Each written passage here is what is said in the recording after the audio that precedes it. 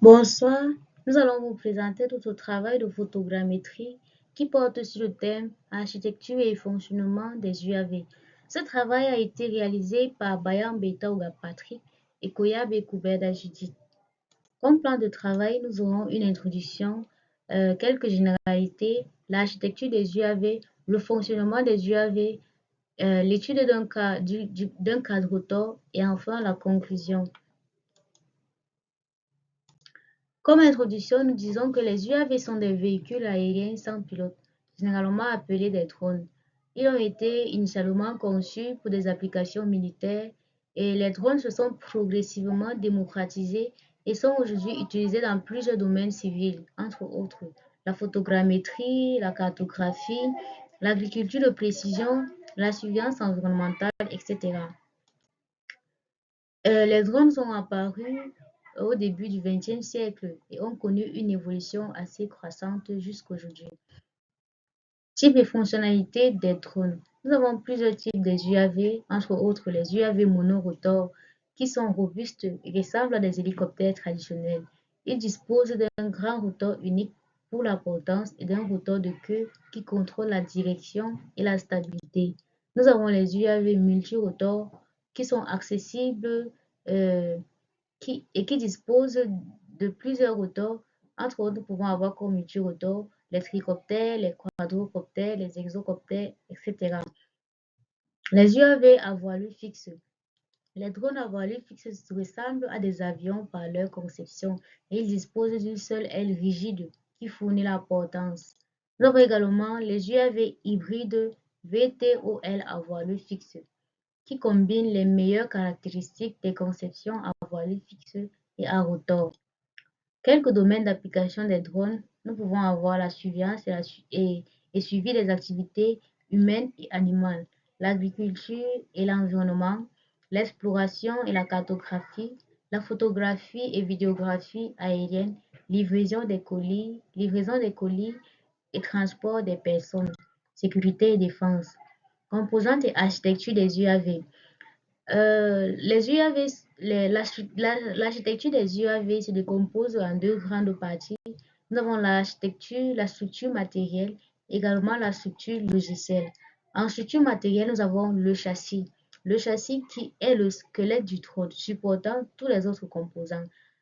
Il est généralement fabriqué en fibre de carbone, en plastique aluminium ou en autres matériaux résistants. Nous avons le système de propulsion qui est le moteur de vol. C'est ce qui permet au drone de voler. Il est composé des moteurs, des hélices, des contrôleurs de vitesse et de la batterie. Nous avons le système de contrôle qui est le cerveau du drone. Et c'est lui qui permet au pilote de piloter le drone avec précision. Il est composé du contrôleur de vol, de l'émetteur et du récepteur. Nous avons également le système de positionnement et de navigation qui est la conscience spatiale du drone. Il est composé du GPS, du compas qui indique la direction du drone et de l'accéléromètre qui mesure l'accélération et la vitesse. Nous avons également les batteries et l'alimentation électrique qui sont les sources d'énergie. Nous avons la caméra et le système de transmission d'image qui sont les yeux du drone. Nous pouvons également avoir quelques accessoires et options personnalisées qui permettent d'adapter les appareils à des besoins spécifiques. Comme autres accessoires, nous pouvons avoir les trains d'atterrissage qui offrent une meilleure stabilité à l'atterrissage. Nous avons également les caméras supplémentaires pour des angles de vue différents. Nous avons les lumières pour des vols de nuit. Nous avons également les nacelles pour stabiliser les caméras et améliorer la qualité de prise de vue. Comme structure logicielle, les UAV ont comme structure logicielle le système d'exploitation, le module de stabilisation, le module de navigation, module de communication, la gestion de la charge utile et le module de sécurité. Fonctionnement des UAV. Le fonctionnement des UAV repose sur plusieurs sous-systèmes, entre autres le système de propulsion, le système de contrôle de vol, le système de navigation. Globalement, le fonctionnement du drone suit les étapes suivantes. L'utilisateur envoie une commande. Ensuite, le contrôleur analyse la commande. Ensuite, les capteurs fournissent des données en temps réel. Ensuite, nous avons le contrôleur qui ajuste la vitesse des moteurs. Ensuite, les hélices modifient la portance et l'orientation. Enfin, le drone se déplace et se stabilise automatiquement. Quelques avantages et limites de l'utilisation des UAV. Comme avantage, nous avons l'absence d'équipage à bord qui permet des missions de plus longue durée. Nous avons également les UAV qui limitent et évitent les risques humains dans les environnements dangereux. Nous avons également le gain du temps pour des missions, par une mise en œuvre rapide. Nous avons l'accès à des endroits difficiles, voire même impossibles pour des hommes.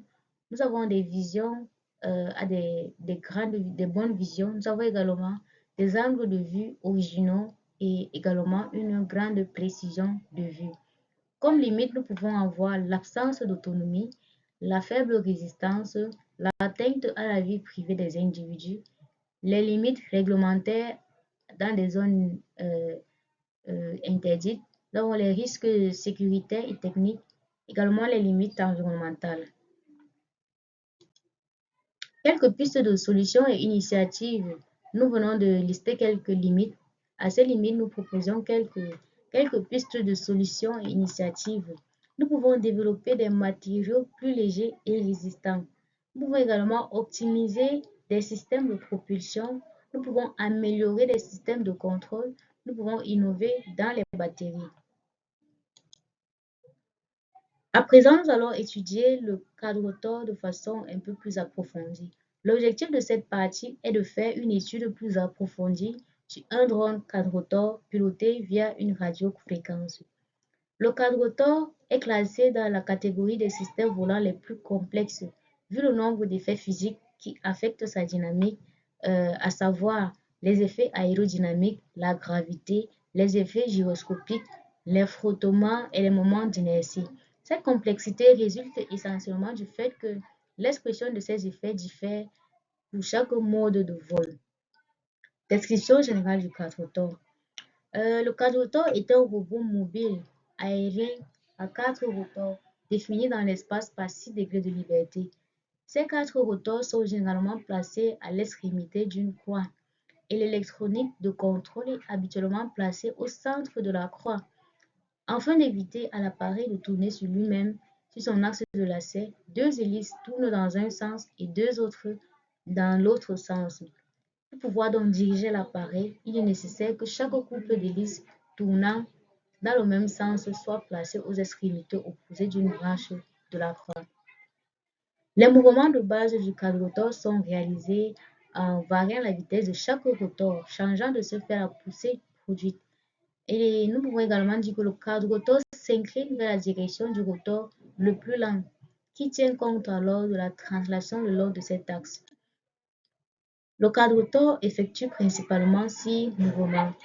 Nous avons le mouvement vertical, le mouvement de roulis, le mouvement de tendage, le mouvement de lacet et le mouvement de translation. Quelques forces s'exercent sur le drone lors de son vol. Nous pouvons avoir le poids du quadrotor, les forces de poussée qui sont des forces provoquées par la rotation des moteurs. Nous avons la traînée dans les hélices et la traînée selon les axes X, Y et Z. Comme autre effet physique agissant sur le quadrotor, nous avons les moments dus à la rotation autour de l'axe X, moment dû à la rotation autour de l'axe Y et le moment dû à la rotation autour de l'axe Z. Les effets gyroscopiques.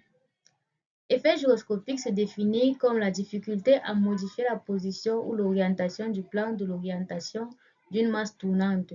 Les effets gyroscopiques agissant sur le quadrotor sont les moments gyroscopiques des hélices, également les moments gyroscopiques dus au mouvement du quadrotor. Structure de la radiocommande. Pour que le vol puisse décoller, il est généralement piloté par une radiocommande. La commande est soit manuelle ou automatique. La radiocommande est composée de plusieurs éléments, entre autres les récepteurs, euh, des NRF pour émettre et recevoir des signaux. Nous avons également des pales et les moteurs, les variateurs de vitesse pour les moteurs. Dans notre cas, nous aurons besoin de 4 variateurs de vitesse pour chaque rotor. Nous avons également l'ordinateur de vol, l'accéléromètre et le gyroscope, l'alimentation électrique. Globalement, tous ces composants nous permettent d'avoir une structure de câblage comme l'image le montre. C'est ce qui permettra donc à la radiocommande de piloter le drone. Et le drone quadrotor se présente comme suit. Voilà l'image d'un drone quadrotor que nous vous proposons. Nous venons là de vous faire une description un peu plus approfondie du quadrotor qui est l'un des UAV les plus utilisés aujourd'hui. En guise de conclusion, nous disons que les UAV représentent une technologie avancée aujourd'hui combinant électronique, informatique et aéronautique. Leur architecture complexe permet un fonctionnement autonome et contrôlé, ce qui le rend indispensable dans les nombreux domaines d'application aujourd'hui, comme nous venons de le citer, dans plusieurs domaines d'application comme l'agriculture, l'aéronautique, etc. Merci pour votre aimable attention.